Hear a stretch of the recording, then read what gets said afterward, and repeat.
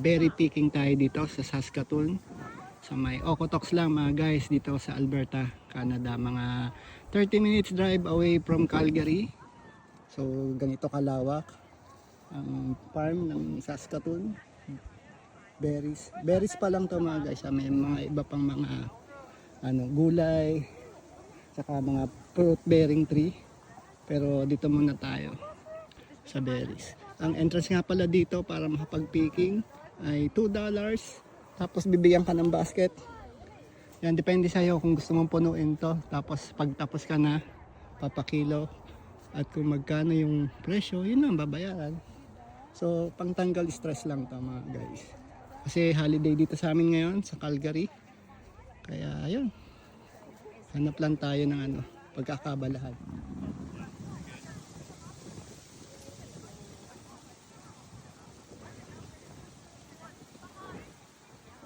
Lahat ng nakikita nyo dito, nasasakupan ko yan. Yan. Gandun. Yan ang aking farm. Ito, ano yan? Yung ano yan?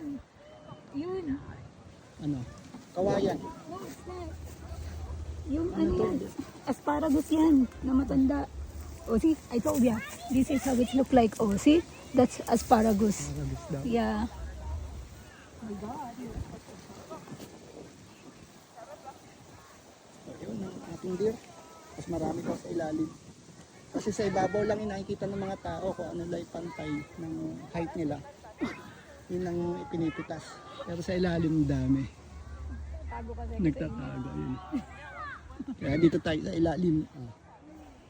So, guys, may gagamba o wala? Dalawa lang yan. Gagamba or higad. Gagamba daw dyan. Pilipinas, gagamba yan mga guys. Pag Dalawa nasapo. yan. It's either gagamba or higad yung nandyan. There we go.